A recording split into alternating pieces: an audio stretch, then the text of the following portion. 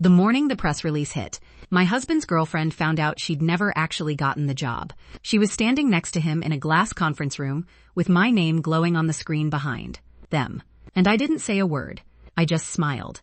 But let me back up, because none of this makes sense without knowing where I started.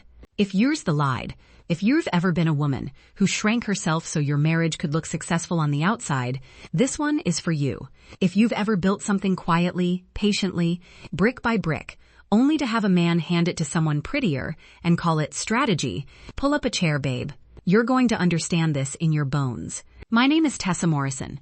I'm an architect in the Pacific Northwest. Seattle-born, rain-raised, coffee permanently in my bloodstream. And for almost 10 years, I was the supportive wife. My husband, Evan Morrison, worked in commercial development. Big projects, shiny renderings, ribbon cuttings with oversized scissors. The kind of job where men wear slim-cut suits and say things like vision alignment, while ignoring the women who actually drew the plans. I was the woman who actually drew the plans. But he was the thing nobody tells you about being married into a legacy real estate family in Seattle. There are expectations. The Morrisons had a tradition. The Morrison men build. The Morrison women support. Evan's mother, Paula Morrison, used to say it with this soft smile over Sunday roast like it was scripture. Strong men need strong wives at home. At home. Even though I graduated top of my architecture program. Even though I was the one who stayed up until 3 a.m. refining elevations while Evan snored beside me.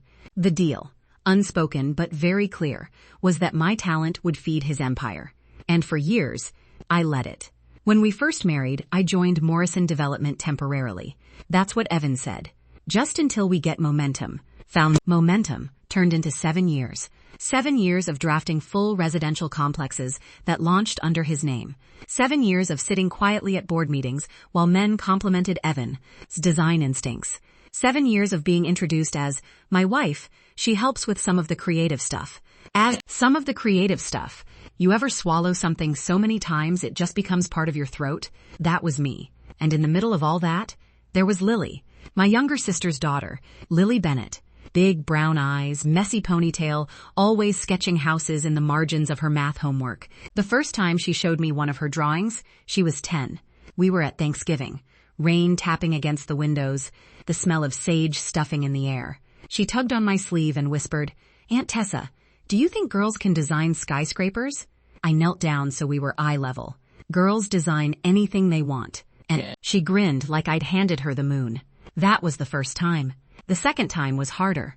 She was 14, taller, quieter. We were at Paula Morrison's summer barbecue, the kind with white patio furniture and men discussing property taxes like it's a sport. Lily had just started high school. She told the table she wanted to take advanced drafting classes. Paula laughed, actually laughed. "Oh, honey," she said, slicing into a peach tart. "Architecture is brutal. Long hours. No room for family. You don't want to intimidate boys." The table chuckled. I felt Lily shrink beside me, and I did what I'd trained myself to do. I stayed quiet. That silence still burns. Have you ever stayed quiet in a moment you should have spoken, and replayed it for years? Tell me I'm not the only one. By then, Evan had hired her. Her name was Grace Harrison, 26, blonde, fresh master's degree, the kind of polished confidence that comes from never being told to shrink. Evan said she was a branding asset, that she'd bring modern energy to the firm. I noticed the way he started wearing cologne to work again. I noticed the late nights increased. I noticed she started presenting my renderings. The first time it happened, I was standing at the back of the conference room holding my own printouts. Grace clicked through slides I had stayed up all weekend perfecting, textured cedar facades, and rainwater harvesting integration, structural sketches down to the millimeter. "And this conceptual vision came to me after walking the site," she said smoothly. Came to her. My palms went cold.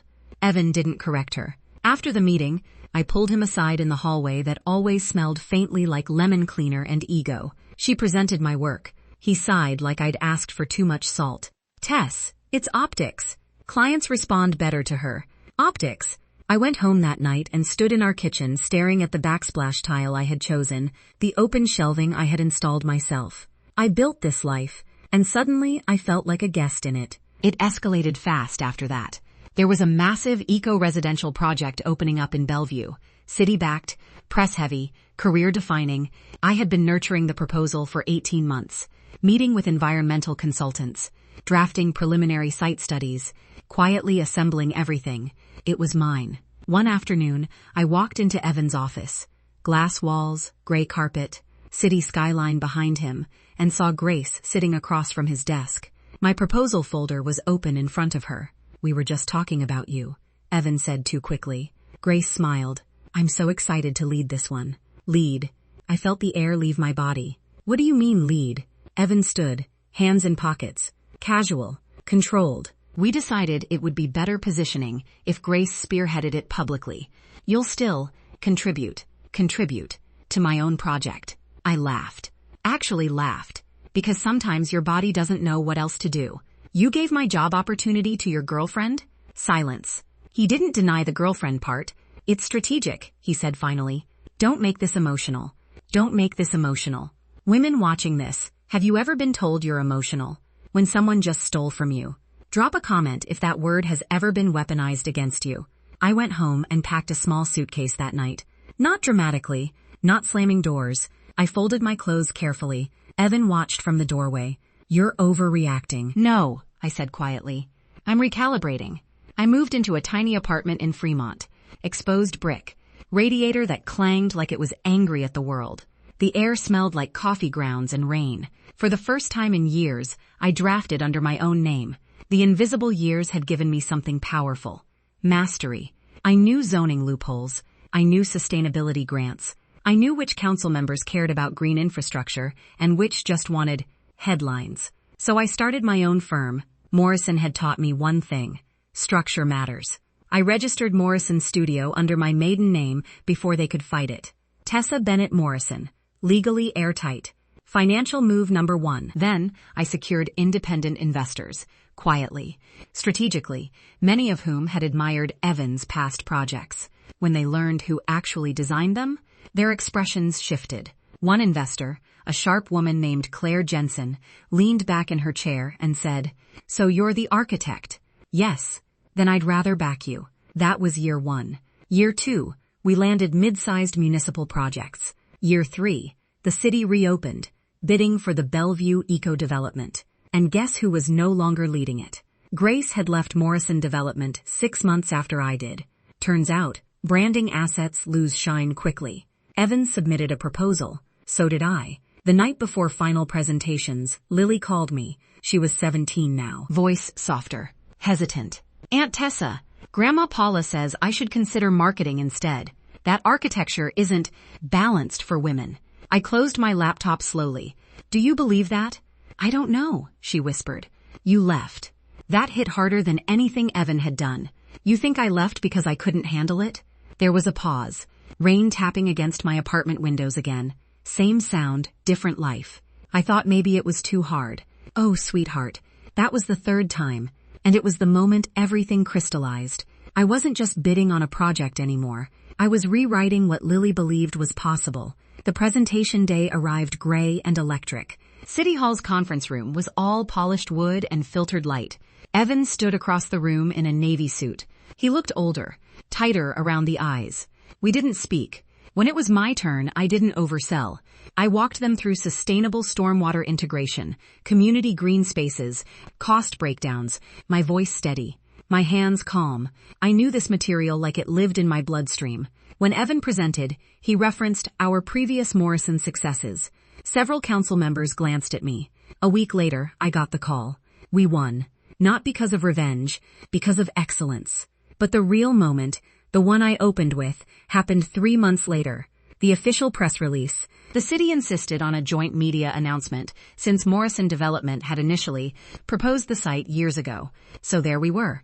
Glass conference room, media lined up, Evan at the podium, Grace, who had recently reappeared in his orbit, standing near him, hand resting lightly on his arm like she belonged there. The screen behind them flickered on. City of Bellevue announces lead architectural partner, Morrison Studio, founded by Tessa Bennett Morrison. Not Morrison Development. Not Evan. Me. There was a visible ripple in the room. Grace's smile faltered first. Then Evan's jaw tightened, just slightly. A reporter asked, Ms. Morrison, were you previously affiliated with Morrison Development? I stepped forward. Yes, I said calmly. I was the lead architect behind several of their award-winning projects. Silence. Pen scratching. Cameras clicking. Evan didn't look at me. Grace looked like she'd swallowed something sour. And I didn't gloat. I didn't smirk. I simply existed in the space that was always mine. Afterward, in the hallway, Lily ran toward me. She'd convinced my sister to let her skip class for the announcement. She threw her arms around me.